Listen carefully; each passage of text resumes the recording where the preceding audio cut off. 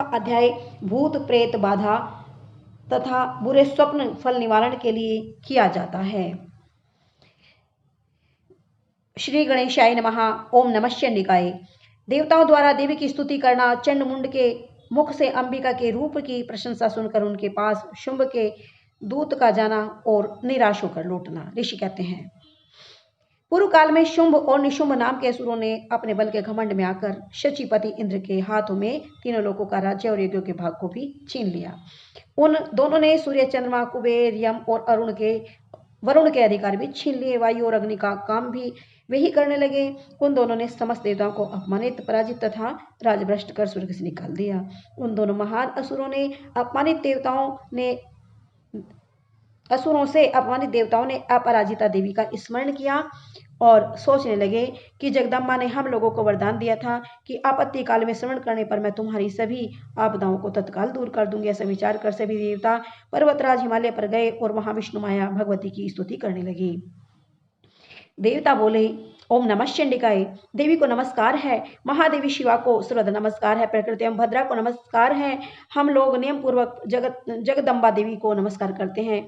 रुद्रा को नमस्कार करते हैं। नित्या, गौरी एवं धात्री को भी बारंबार नमस्कार करते हैं। ज्योत्सना मई, चंद्र रूपिणी एवं सुख स्वरूपा देवी को बारंबार प्रणाम करते हैं। शरणागतों का कल्याण करने वाली वृद्धि और सिद्धि रूपा देवी को हम निरंतर नमस्कार करते हैं। राक्षसों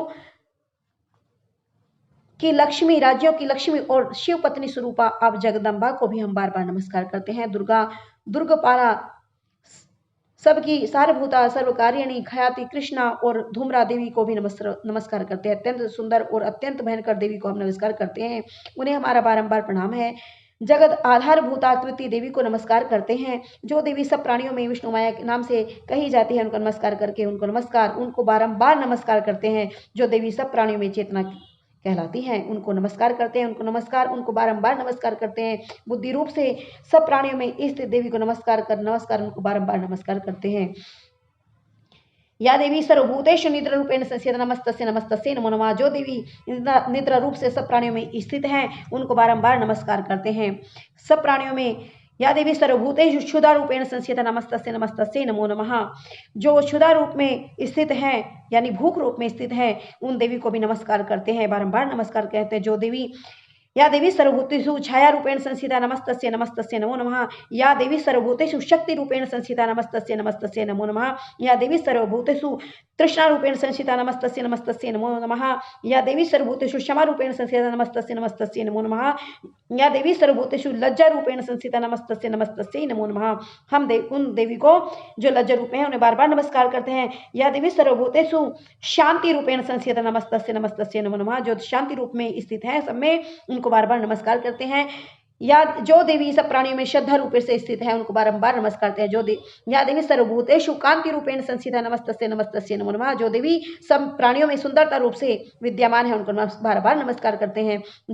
या देवी सर्वभूतेषु लक्ष्मी रूपेण संस्थिता नमस्तस्यै नमो नमः। या देवी सर्वभूतेषु वृत्ति रूपेण संस्थिता नमस्तस्यै नमो नमः।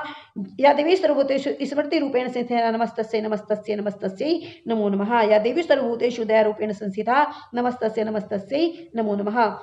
या देवी सर्वभूतेषु तुष्टि रूपेण संस्थिता नमस्तस्यै नमो नमः। या देवी सर्वभूतेषु देवी रूपेण संस्थिता मातृ रूपेण संस्थिता नमस्तस्यै नमो नमः। जो सब प्राणियों में देवी रूप से, माता रूप से स्थित है, सब प्राणियों में तुष्टि, वृत्ति, स्मृति, श्रद्धा इत्यादि रूप में है, हम उन देवी को बारंबार नमस्कार करते हैं। जो देवी सब प्राणियों में भ्रांति रूप से स्थित है, उनको बारंबार नमस्कार करते हैं।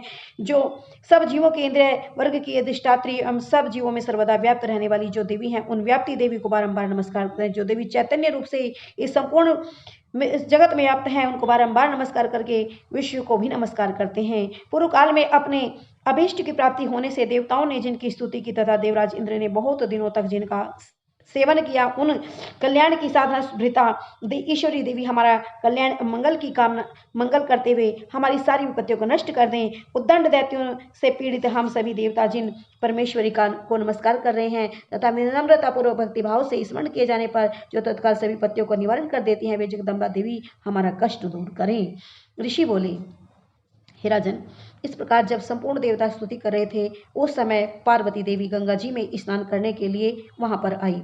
सुंदर भुवों वाली उन भगवती ने देवताओं से पूछा, आप लोग यहाँ किसकी स्तुति कर रहे हैं? तब उन्हीं के शरीर से प्रकट हुई शिवा देवी बोली, शुंभ और निशुंभ से अपमानित एवं पराजित हुए ये सब देवता मेरी ही स्तुति कर रहे हैं। यानी कि पार्वती देवी में से दूसरा स्वरूप एकदम प्रकट हुआ, क्योंकि पार्वती जी के शरीर कोश से अंबिका प्रकट हुई थी, इसलिए सब लोकों में वे कौशिकी देवी के नाम से प्रकट कही जाती हैं। कौशिकी के प्रकट होने से पार्वती देवी का शरीर काले रंग का हो गया, इसलिए वे हिमालय पर रहने वाली कालिका देवी के नाम से विख्यात हुई। इसके बाद शुंभ निशुंभ के सेवक चंड मुंड वहां आए और उन्होंने मनोहर रूप धारण करने वाली अंबिका देवी को देखा। फिर वे शुंभ के पास जाकर बोले, महाराज, एक अत्यंत सुंदर स्त्री अपनी दिव्य कांति से हिमालय को आलोकित कर रही है। ऐसा उत्तम रूप हमने कहीं नहीं देखा है। असुरेश्वर, पता लगाइए वह देवी कौन है और उसे आप प्राप्त कर लीजिए। स्त्री रत्न रूपा उस स्त्री का प्रत्येक अंग अत्यंत सुंदर है तथा वह अपने श्री अंगों की कांति से संपूर्ण दिशाओं को आलोकित कर रही है, प्रकाशित कर रही है। हे दैत्यराज, अभी वह हिमालय पर ही है और आप उसे देख सकते हैं। प्रभु, मणि, हाथी और घोड़े आदि तीनों लोक के जितने भी सुंदर रत्न है ना, वे सब के सब आपके पास है। हाथियों में रत्नभूत एरावत, उच्चैश्रवा घोड़ा और यह पारिजात का वृक्ष आपने इंद्र से ले लिया है। हंसों से जीता हुआ यह रत्नभूतमय विमान जो ब्रह्मा जी के पास था, सब आपके आंगन में शोभा पाता है। महापद्य नामक निधि आपको बेर से छीन लाए हैं। समुद्र ने भी किंजलिकिनी नाम की वह माला भी जो केसरों से सुशोभित है, जिसके कमल कभी कुमलाते नहीं है, आपको भेंट में दी है। स्वर्ण की वर्षा करने वाला वरुण का छत्र आपके घर में सुशोभित है और यह श्रेष्ठ रथ जो पहले प्रजापति के अधिकार में था, अब आपके घर में शोभा पाता है। हे दैत्येश्वर, मृत्यु की उत्क्रांतिदा नाम वाली शक्ति भी आपने छीन ली है। वरुण का पाश और समुद्र में होने वाले सभी रत्न आपके भाई निशुंभ के अधिकार में है। अग्नि ने भी स्वतः शुद्ध किए हुए 2 वस्त्र आपको दिए हैं। दैत्यराज, इस प्रकार सभी रत्न आपके पास एकत्र हैं, तब स्त्रियों में रत्न उपा कल्याणमयी इस देवी को भी आप अपने अधिकार में क्यों नहीं कर लेते?